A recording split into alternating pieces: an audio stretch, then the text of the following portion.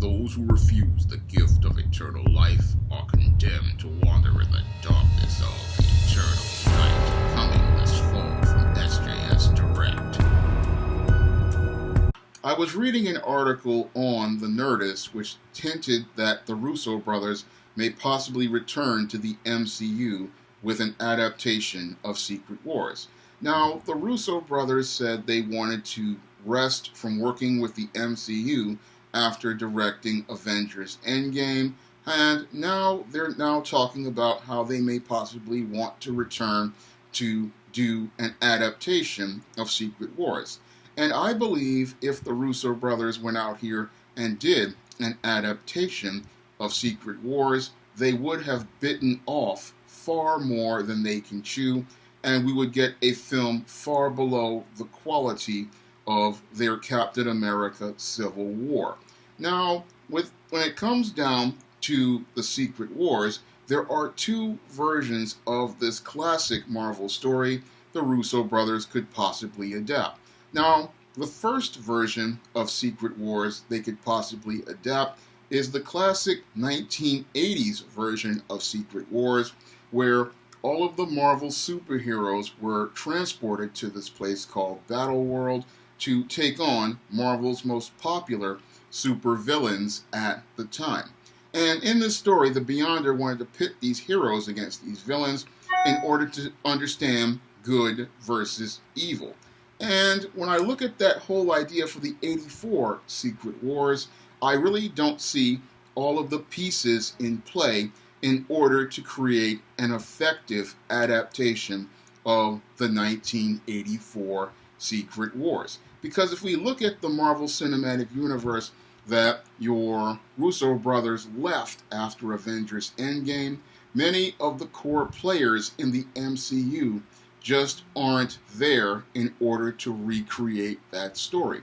Now, in the end of Avengers Endgame, the Incredible Hulk lost an arm, Captain America is now an old man, and Iron Man is dead, and Thor is flying out in outer space with the Guardians of the Galaxy. So we don't have those three players in place intact to be a part of the Secret Wars the way they were in the comic books. And while some people will say, oh, the Beyonder could recreate all of this stuff, it just does not flow organically into a cohesive story that would fit into the Marvel Cinematic Universe as it stands right now. Nor do we have many of the key players in Secret Wars. We do not have an X-Men established. We do not have a Fantastic Four established. And again, those two teams played a key role in the Secret Wars, in part of being the heroes team.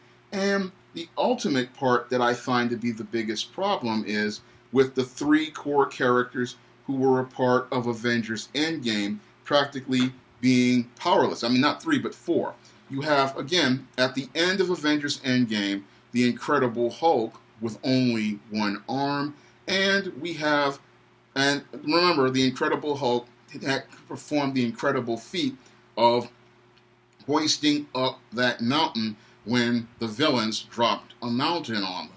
And that's a very important scene in Secret Wars. And when you have a Hulk that's lost his arm and practically been emasculated by Thanos, it's going to be hard to reestablish the Hulk as the strongest one there is based on what has been established in previous Russo brothers movies. Not to mention Captain America, who was the leader of the hero forces in the original Secret Wars. He's practically now an old man, and he's given his shield over to the Falcon. And most people are not going to accept Sam Wilson in the role of Captain America in the Secret Wars, because we all knew Steve Rogers had the battle experience and the combat training and he was also a leader of those heroes. So his role is key to any sort of Secret Wars and leading that team. Now, Iron Man, on the other hand, he wasn't Tony Stark at the time because Tony Stark was dealing with alcoholism, but and Jim Rhodes was Iron Man, but the Iron Man character would be essential because his tech is major to the story. And also, you have guys like Reed Richards who need to be there because Reed was very important. And you needed to have other characters like Charles Xavier and Magneto. Magneto plays a major role in the Secret Wars, and he's an essential character not only to the forces of evil, but he also played a role with the heroes as well.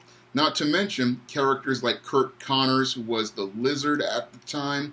All of these characters were major players in the Secret Wars storyline, and I think the Russo brothers don't understand how many characters are in this story and how many were so essential to the story. Not to mention subplots like Colossus's love interest with the Battle Worlder and the Thing struggling with his humanity in this story. Just so many story elements, and they really would not get the play, I believe, that they would deserve on screen, because when it comes down to comics, you have 32 pages to tell a story, but in a screenplay, you only have about 2.5 to 3 hours before the audience starts to get tired of that story. And that's something that the Russo brothers would have a bit of problem with, is, the concept of time, because in order to adapt this type of material, this grand epic story, it would require you to really practically condense the story to an extreme level.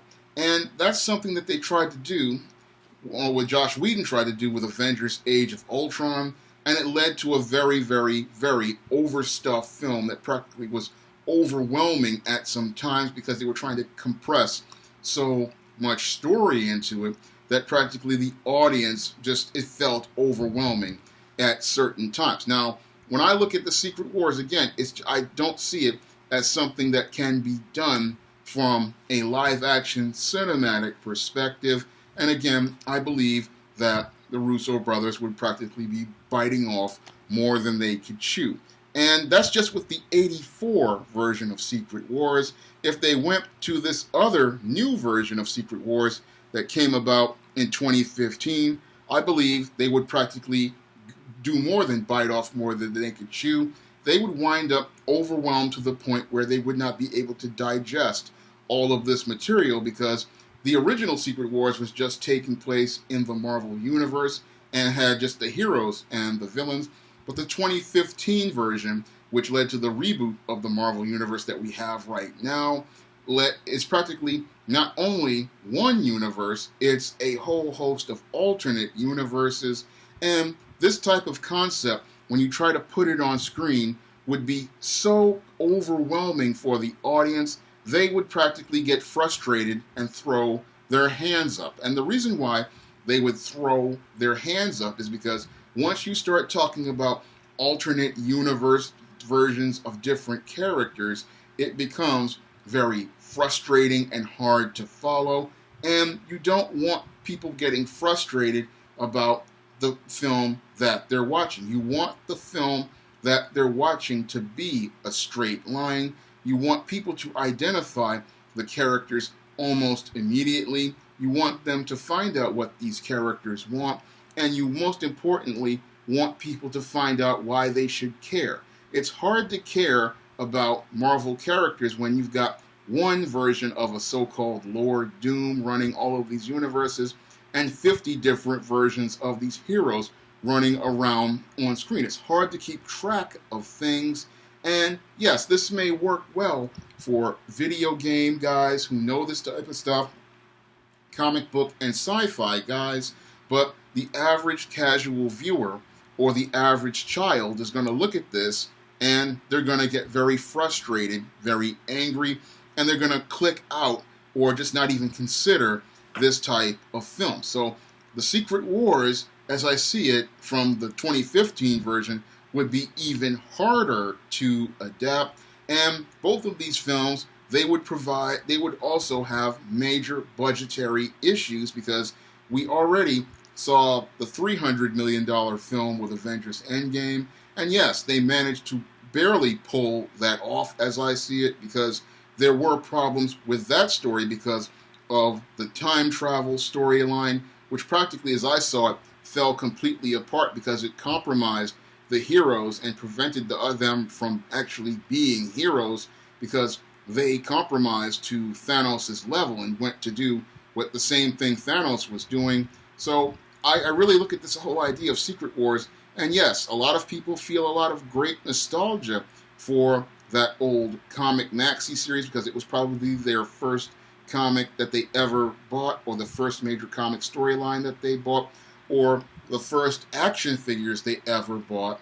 But from a business perspective, I don't think it's a good idea to adapt a Secret Wars movie because such a concept, while many would think, oh, it's going to be like Lord of the Rings, it would be more like a big, jumbled, hot mess like the Star Wars sequel trilogy. And the reason why it would be a big, jumbled mess like the Star Wars sequel trilogy is because there's just not enough story there to put together a quality film, and the special effects while it would probably be something that people would love to see, it just would not cover for the weak story like it did with Avengers Infinity War and Avengers Endgame, where we started to see the cracks in the Marvel Cinematic Universe, and we started to see the structure slowly starting to crumble on the Marvel Cinematic Universe.